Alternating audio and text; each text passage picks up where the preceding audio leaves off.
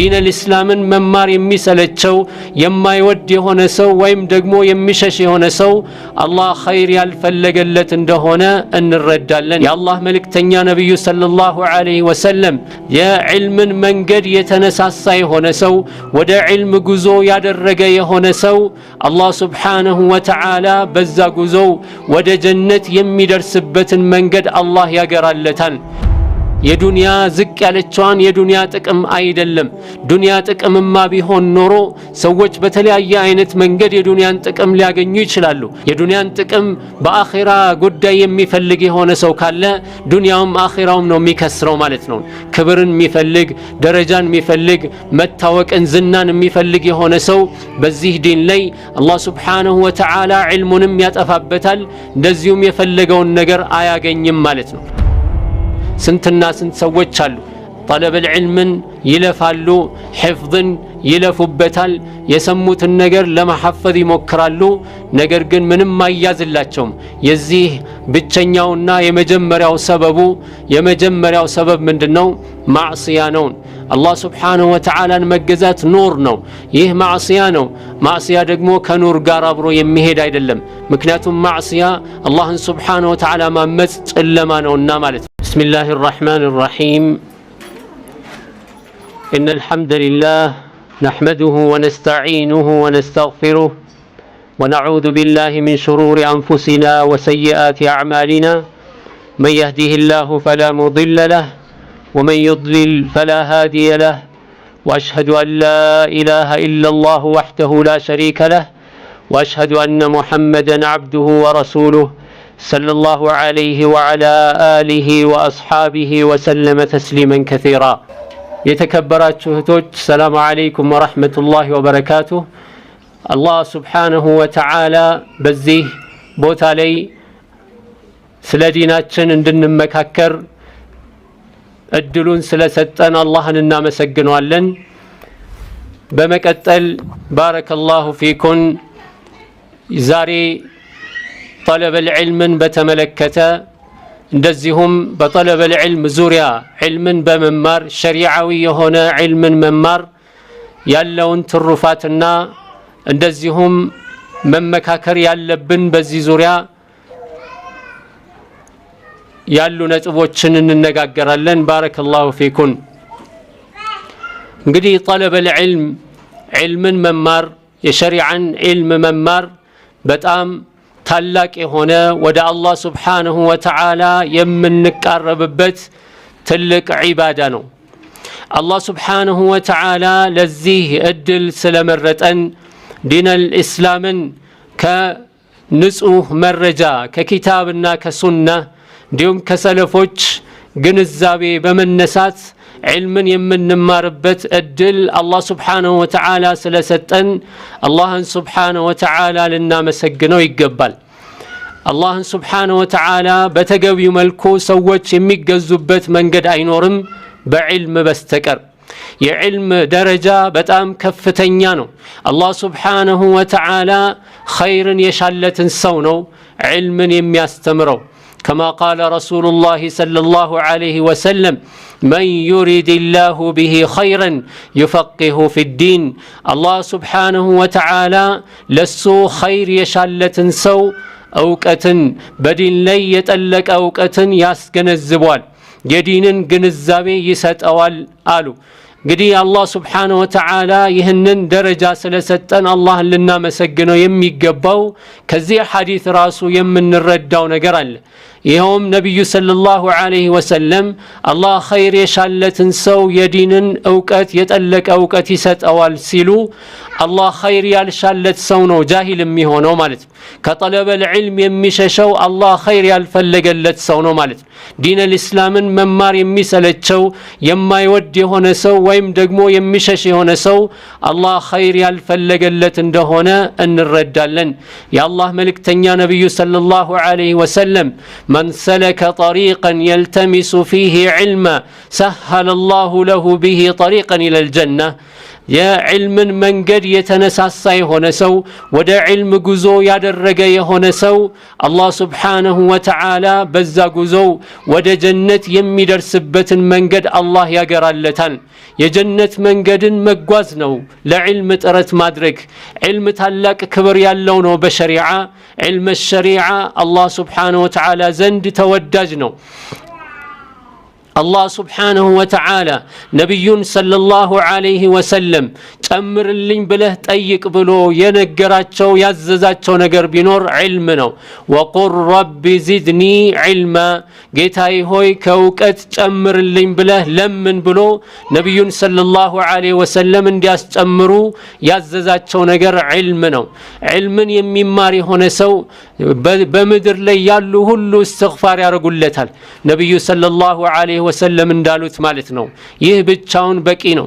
ወኢነል መላኢከተ ለተضዑ አጅኒሐተሃ ሊጣሊብ ልዕልም ሪضን ቢማ የስናዕ፣ መላኢካዎች ክንፋቸውን ዝቅ ያደርጋሉ ዕልምን ለሚማር ለሆነ ሰው የሚሰራውን ስራ ስለሚወዱለት ማለት ነው። በምድር ላይ ያለ ሁሉ በጠቅላላ እስትግፋር ያደርጋል። ሐታ ልሒታኑ ፊ ልባሕር፣ አሳዎች በባህር ውስጥ ያሉ አሳዎች ሳይቀሩ ለጣሊብ ልዕልም ዱዓ ያደርጋሉ ማለት ነው። እስትግፋር ያደርጉለታል። አላህ ሱብሓነሁ ወተዓላ በምስክርነት ትልቅ ደረጃ የሰጠው የዑለማዎችን ምስክር ነው። ሸሂደ አላሁ አነሁ ላ ኢላሃ ኢላላህ ላ ኢላሃ ኢላ ሁወ ወልመላኢከቱ ወኡሉል ዒልሚ ቃኢመን ቢልቅስጥ በማለት ነው። ስለዚህ ይህ ታላቅ የሆነ የአላህ ሱብሓነሁ ወተዓላ ምርጫ ነው። ለዚህ ታላቅ እድል አላህ ስለወፈቀን አላህን ሱብሓነሁ ወተዓላ ደግመን ደጋግመን ልናመሰግነው ይገባል። አላህ የመረጣቸው ሰዎች ናቸው ይህን የሚሰሩት። የአላህ ልዩ ባሪያዎች ናቸው ዒልምን የሚከጅሉት፣ ለዒልም የሚለፉት፣ እንቅልፍ የሚያጡት፣ እንደዚሁም የአላህን ሱብሓነሁ ወተዓላ ውዴታ በዚሁ በዒልም ላይ የሚፈልጉት እነሱ ናቸው። ለዚህም ግልጽ የሆነ አመላካች የምናየው የነቢዩላህ ሙሳ ታሪክ ነው ማለት። ነቢዩላህ ሙሳ አላህ ሱብሓነሁ ወተዓላ ከሳቸው በላይ አዋቂ የሆነ ሰው በምድር ላይ እንዳለ በነገራቸው ጊዜ ያንን አዋቂ ከሳቸው በላይ አዋቂ የሆነን ሰው ማግኘት ፈለጉ። የዚህን ጊዜ አላህ በምን አይነት መልኩ ሊያገኙት እንደሚችሉ ነገራቸው። ነቢዩላህ ሙሳ መንገዳቸውን ጉዞ የጀመሩት ለምንድን ነው? ዒልምን ለመማር። ከሊሙላህ አላህ ያናገራቸው ነቢዩላህ ሙሳ አላህ ትልቅ ደረጃ የሰጣቸው ወስጠናዕቱከ ሊነፍሲ ለራሴ የሰራው ያዘጋጀውህ ነው ብሎ አላህ ሱብሓነሁ ወተዓላ ያናገራቸው ከሊሙላህ አላህ ያናገራቸው ነቢዩላህ ሙሳ አላህ የመረጣቸው ነቢዩላህ ሙሳ የበኒ እስራኤል ነቢይ አላህ በመረጣቸው ዳዕዋ እያደረጉ እያሉ ከሳቸው በላይ አዋቂ መኖሩን ባወቁ ጊዜ ጉዟቸውን ነው የጀመሩት። ስንቃቸውን ጭነው አላህ ሱብሓነሁ ወተዓላ ይህንን በቁርአኑ ላይ ይነግረናል። ሁሌ ጁምዓ ቀን እናነበዋለን። ይህ ታሪክ ግን እጅግ መሳጭ የሆነ ታሪክ በውስጡ አለ ማለት ነው። ነቢዩላህ ሙሳ ኸድርን ባገኙ ጊዜ ምንድን ያሉት? ሀል አተቢዑከ ዐላ አን ቱዐሊመኒ ሚማ ዑሊምተ ሩሽዳ፣ አላህ ሱብሓነሁ ወተዓላ ካስተማረህ አላህ ካሳወቀህ ቅን እውቀት እንድታስተምረኝ መከተል እችላለሁ ወይ አንተን ብለው ነቢዩላህ ሙሳ ጉዟቸውን የጀመሩት ማለት። ስለዚህ እኛ የሚያስፈልገንና ዋናው ቁም ነገሩ ይሄንን ዒልም የምንፈልግበት ዓላማው ምንድን ነው የሚለው ብቻ ነው እንጂ ዒልምን ለዒልም ጉዞ በማድረግ ለዒልም በመልፋት ለዒልም እንቅልፍ በማጣት ለዒልም በመራብ የምናገኘው አጅር ቁጥር ስፍር የሌለው ነው። ዋናውና ትልቁ ነገር ዒልምን የምንፈልግበት ዓላማው ምንድን ነው? እሱ ነው። ጅህልናን ከላያችን ላይ ለማንሳት የመጀመሪያው ዓላማ ነው። ጅህልናን ከአቅራቢያዎቻችን ካሉ ሰዎች ላይ የማንሳት እንደዚሁም ከሙስሊሙ ኡማ ላይ አለማወቅን ለማንሳትና ባወቅነው ለመስራት ይህ ትልቁና ዋናው ዓላማ ነው። ታዲያ ይህ የአላህ ሱብሓነሁ ወተዓላ መቃረቢያ የሆነ ሰዎች ኸይርን ነገር የሚፈልጉበት እንደዚሁም ትልቅ ደረጃ የሚደርሱበት በዱንያም በአኺራም ትልቁን ደረጃ የሚደርሱበት ነው። ታዲያ ለዚህ ዕውቀት ትልቅ የሆነ ልፋት ያስፈልገዋል። የተወሰኑ መመካከሮችን በዚህ ጉዳይ እናረጋለን ማለት። የዕልም ፈዳኢሉ በጣም ብዙ ነው፣ ተነግሮ የሚያልቅ አይደለም። ከመሆኑም ጋር ለዚህ ዕልም ምን ያስፈልገዋል? ሰዎች የዱንያ ዕልምን ለመፈለግ የተለያዩ ልፋቶችን ያደርጋሉ፣ ብዙ ጥረቶች ያደርጋሉ፣ እንቅልፍ ያጣሉ፣ እንቅልፍ እንዳይዛቸው የተለያዩ ነገሮችን ያደርጋሉ። ጥናታቸውን አጥንተው ለፈተና ቀርበው እስከሚያልፉ ድረስ ማለት ነው። ሙእሚኖች ግን አላህን ሱብሓነሁ ወተዓላ የሚፈሩ ጠለበል ዒልም የሸሪዓን ዕልም ሸሪዓን ለመማር የሚፈልጉ ሰዎች ዓላማቸው ከዚህ ሁሉ የላቀ ነው። በዱንያ የአላህን ሱብሓነሁ ወተዓላ ውዴታ ለማግኘት አኺራ ላይ ደግሞ ጀነትን ለማግኘት ነውና ልፋታቸው። ስለዚህ ወደ አላህ ሱብሓነሁ ወተዓላ የምንቃረብበት ታላቅ ዒባዳ ከመሆኑ የተነሳ ጠለበል ዒልም ከትልቅ ዒባዳ ወደ አላህ ሱብሓነሁ ወተዓላ የምንቃረብበት ተውፊቅን የምናገኝበት በዱንያም በአኺራም ደረጃን የምናገኝበት የሆነውን ታላቁን ዕውቀት ይህንን ዒባዳ ለመስራት እንደሌሎቹ ሁሉ ብዙ መስፈርቶች አሉት። ከነዛ መካከል የመጀመሪያው ልንመካከርበት የሚገባው የኢኽላስ ጉዳይ ነው ማለት ነው። ዕልም ሸሪዓን ስንማር እንደሌላው የዱንያ ዕውቀት አይደለም። ጥቅምን ለማግኘት፣ ደረጃን ለማግኘት፣ ክብርን ለማግኘት፣ ተወዳጅነትን ለማግኘት አይደለም። ዕልም ሸሪዓ ከዚህ የላቀ ነው። ዕልም ሸሪዓ ከዚህ ከፍ ያለ ነው። የዱንያ ዝቅ ያለችዋን የዱንያ ጥቅም አይደለም። ዱንያ ጥቅምማ ቢሆን ኖሮ ሰዎች በተለያየ አይነት መንገድ የዱንያን ጥቅም ሊያገኙ ይችላሉ። የዕልም ሸሪዓን ማግኘት አያስፈልጋቸውም። ሌሎች በርካታ የሆኑ የዱንያን ጥቅም ሊያገኙባቸው የሚችሉ መንገዶች አሉና ማለት ነው። ታዲያ ይህ የዕልም ሸሪዓ የመጀመሪያው የሚያስፈልገን ነገር ቢኖር ምንድነው? ኢኽላስ ነው። በጠለበል ዕልም ላይ ዕልም ሸሪዓን በምንማርበት ጊዜ ኢኽላስ ከሌለን ዋጋ የለንም ማለት ነው። ባዶአችንን ከሰርን፣ ባዶአችንን ቀረን ማለት ነው። አመላችን፣ ንግግራችን፣ ስራችን ሁሉ በእውቀት እንዲመራ ኢኽላስ ያስፈልገዋል። ያለ ኢኽላስ የሚሰራ ስራ ባዶ ነው የሚሆነው። ወቀዲምና ኢላ ማ ዓሚሉ ሚን ዓመሊን ፈጀዐልናሁ ሀባአን መንሱራ እንዳለውን የበነነ አቧራ ነው የምናረገውን። ወማ ኡሚሩ ኢላ ሊያዕቡዱ ላህ ሙኽሊሲነ ለሁ ዲነ ሑነፋ አልታዘዙም አላህን ሱብሓነሁ ወተዓላ ዒባዳን ለሱ ብቻ ጥርት አድርገው እንዲገዙት እንጂ። የዱንያን ጥቅም በአኺራ ጉዳይ የሚፈልግ የሆነ ሰው ካለ ዱንያውም አኺራውም ነው የሚከስረው ማለት ነው። ክብርን የሚፈልግ ደረጃን የሚፈልግ መታወቅን ዝናን የሚፈልግ የሆነ ሰው በዚህ ዲን ላይ አላህ ሱብሓነሁ ወተዓላ ዕልሙንም ያጠፋበታል፣ እንደዚሁም የፈለገውን ነገር አያገኝም ማለት ነው። ፈመን ካነ የርጁ ሊቃአ ረቢህ ፈልያዕመል ዐመለን ሳሊሓ ወላ ዩሽሪክ ቢዕባደቲ ረቢህ አሐዳ።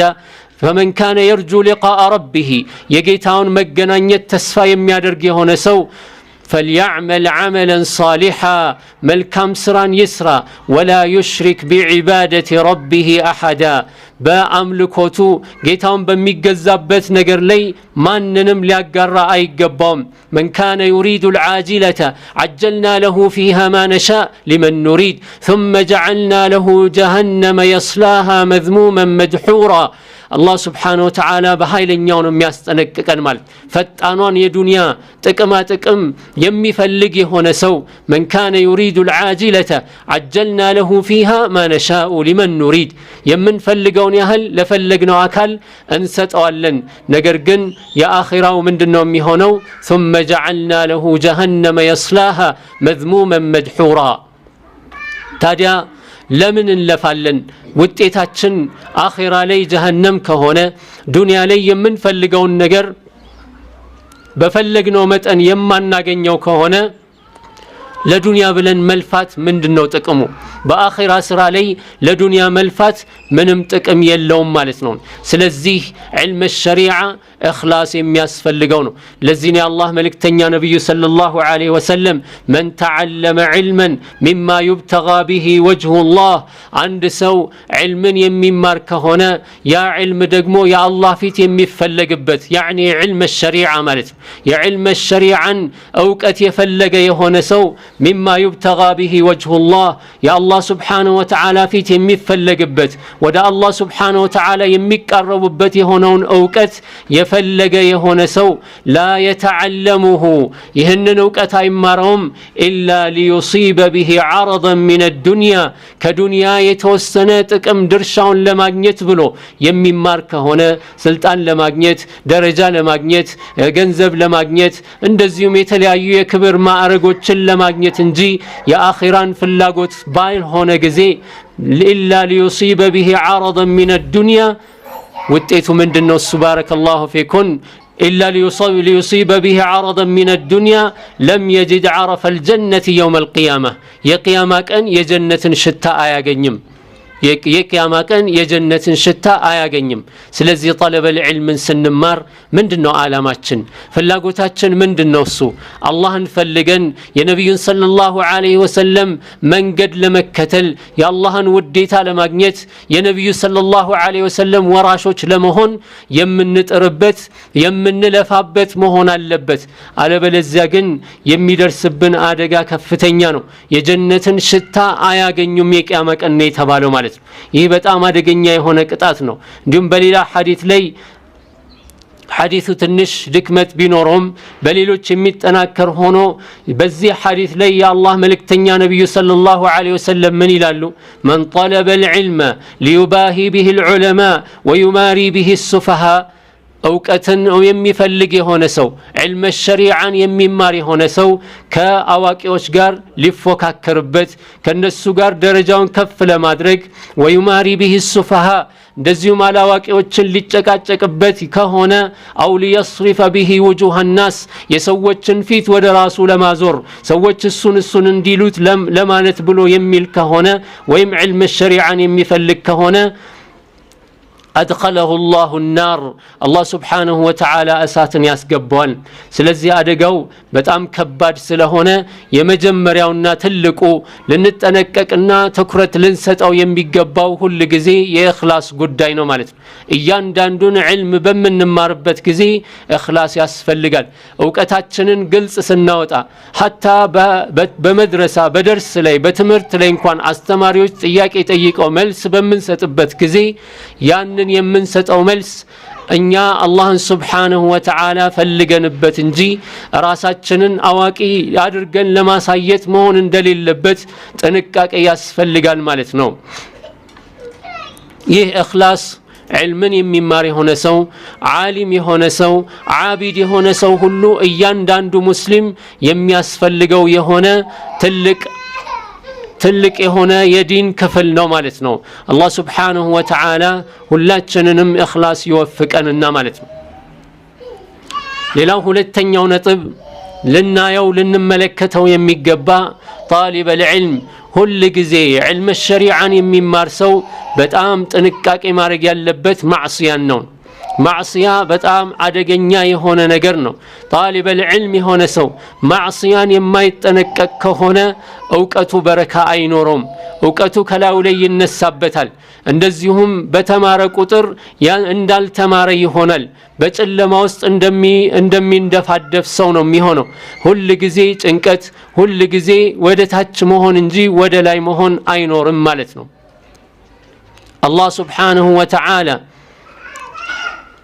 ይሄንን علم እንድንማር የሚያዘን ለምንድነው እሱ አላህን Subhanahu Wa Ta'ala ልንፈራበት ነው ወደ አላህ Subhanahu Wa Ta'ala ልንቀርብበት ነው እንጂ ከአላህ ልንርቅበት አይደለም ማዕሲያ በጣም አደገኛ የሆነ ነገር ነው ማዕሲያ ከአላህ Subhanahu Wa Ta'ala ያርቃል ወደ ለጥመት ይዳርጋል አላህም Subhanahu Wa Ta'ala ይሄን ሲያስጠነቅቀን ነው እንግዲህ ስለ ነብዩላህ አደም ራሱ ሲነግረን ምንድነው ያለው አላህ Subhanahu Wa Ta'ala ጀነት ውስጥ ካስገባው በኋላ ይሄንን ይህችን ዛፍ እንዳትነካ ብሎ ሲለው ተሳሳተ ነብዩላህ አደም የዛን ጊዜ አላህ ምንድነው ያለው فعصى آدم ربه فغوى አደም ጌታውን አመፀ እንደዚሁም ተሳሳተ አለ አላህ Subhanahu Wa Ta'ala የጥፋት ሰው ሆነ ነገር ግን ሰዎች ጥፋታቸውን አይተው አውቀው በተመለሱ ቁጥር አላህ Subhanahu Wa Ta'ala ተውበታቸውን ይቀበላቸዋል ثم اجتباه ربه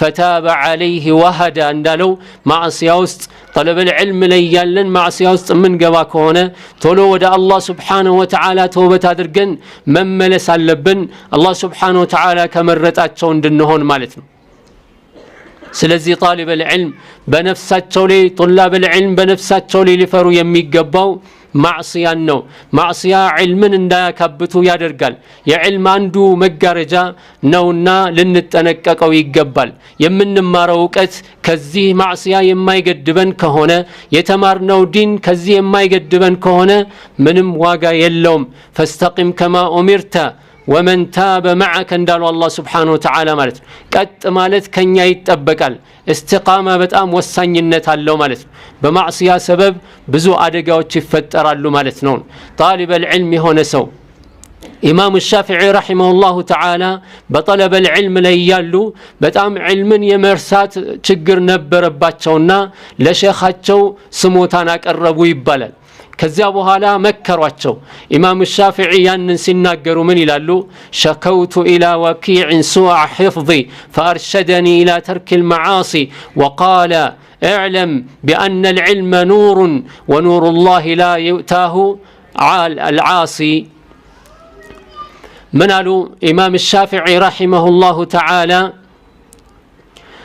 يا حفظي በጣም ስላስቸገረኝ የሕፍዜን መጥፎነት በማሐፈዘው ነገር ላይ አይጸናልኝምና ምንድነው ብዬ ስሞታዬን ለወኪዕ ነገርኩኝ አሉ ወደ ወኪዕ የሕፍዜን ክፋት ሕፍዜ መጥፎ ነው ሐፍዛለሁ አይቀመጥልኝም እታገላለሁ እለፋለሁ ብዙ ጊዜ ደጋግመዋለሁ ምንም አልጠቀምም ሕፍዙ ይጠፋብኛል ምንድነው ብዬ ጠየቅኩታል فارشدني الى ترك المعاصي معصيان اندتو مكرنيال معصيان اندتو تقومنيال وقال اعلم اوقالن بان العلم نور اوقت مالتكو برهان نو ونور الله يا الله برهان دغمو لا يؤتاه لعاص وانجلنيا يهونه سو لا يؤتاه لعاصي وانجلنيا لهونه سو አይሰጥም اوقتالو እውቀት ለወንጀለኛ ሰው ማዕሲያ ለሚሰራ ሰው የአላህ ኑር አይሰጠውም ስለዚህ ወንጀል በጣም አደገኛ የሆነ ነገር ነው